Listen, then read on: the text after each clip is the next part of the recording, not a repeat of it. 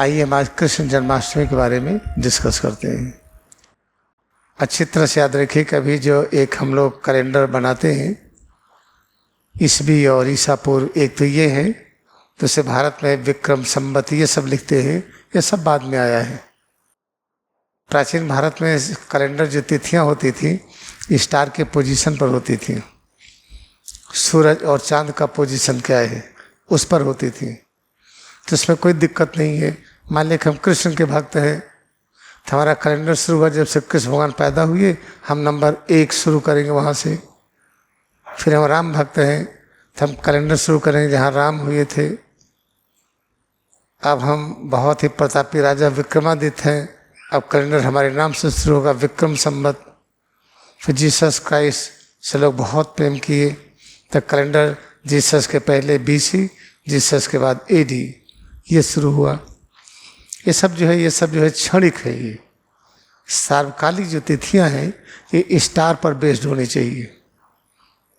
जो 12 star sign है उनकी पोजीशन क्या है, सूरज और चांद की पोजीशन क्या है, उस पर जब तिथियों का निर्धारण होता है तो सार्वकालिक होती है।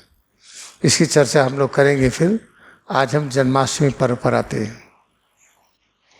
चूँकि मन और बुद्धि की बातों को मानते हैं और मन और बुद्धि को सच का पता नहीं है, तो मन और बुद्धि से आविष्कार हुआ 0, 1, 2, 3, 4, 5, 6, 7, 8, 9 ये जो संख्या हुई, इसका जो आविष्कार हुआ, इसमें बड़ा गर्व करते हैं कि 0 भारत से निकला है। 0 भारत से निकला, ठीक है, तो पृथ्वी कैसे 0 रूप में है, गोलाकृति में, चंद्रमा गोलाकृति में, सूरज गोलाकृति में, वो भी तो 0 को ही प्रकट करता है। लेकिन हम भारतीयों की बुद्धि जब कल काल के कारण छोटी हो गई तो हम ही बड़े हैं, आप नहीं, ये व्यवस्था होने लगी, इसलिए हम सिमट गए। हम जो प्रेम के वातावरण में ईरान इराक तक फैले थे, बैंकॉक तक फैले थे, चाइना तक फैले थे, हम सिमट गए क्योंकि हम ही बड़े हैं, आप नहीं, ये चीज़ आने लगा। कि जितने भी नंबर्स हैं ये मन और बुद्धि के क्रियाशीलता से प्रकट हुए हैं। फिर टेबल्स हुआ 2 का, 3 का, 4 का, जो भी हुआ, और मन बुद्धि को सही पता नहीं है। इसे कोई चीज़ जब सोचिए तब मन बुद्धि के चिंतन क्षेत्र से ऊपर उठ के सोचिए। तो ऊपर उठ के कहाँ ऊपर उठे, किधर जाए हम, किस तरफ जाए, तो अपने में एकाग्र होइए तो पता चलेगा कि हम कैसे जाएं। जब अंदर में एकाग्र होते हैं तो पता चलता है कि 14 भुवन अपने अंदर व्याप्त है। 14 भुवन में 7 है स्वर्ग और 7 है पाताल। होली साइंस में केवल दर्शन मिलेगा आपको, ये किसी नरक की बात नहीं है, स्वर्ग और पाताल की बात है।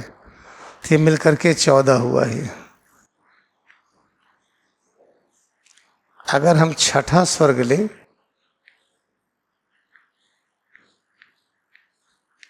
छठे स्वर्ग को हम 13वां लोक कहते हैं।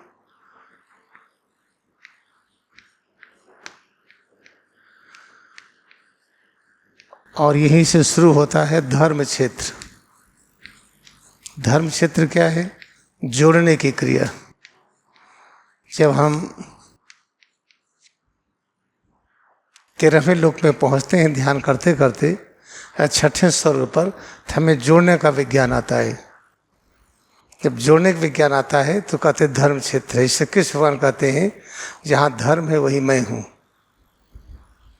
जहाँ पर आप जोड़ने का काम करेंगे, लोगों को मिलाएंगे, झगड़ों को दूर करेंगे।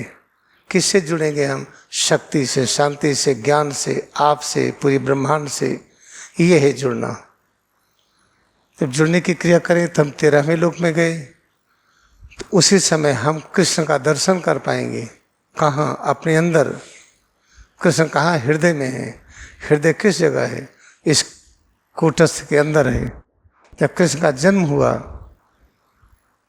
तो इस जन्म को परंपरागत से जन्माष्टमी कह दिया गया। तो अष्टमी क्या है, अष्टमी है 13वां लोक।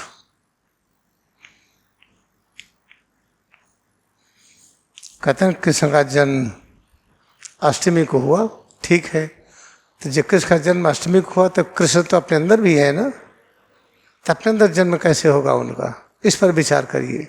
ध्यान करते करते जब हमारी प्राण शक्ति आती है विशुद्ध चक्र पर, तो ज्ञान होता है कि हम तपोलोक में हैं, हम 13वें भुवन में पहुंच गए हैं।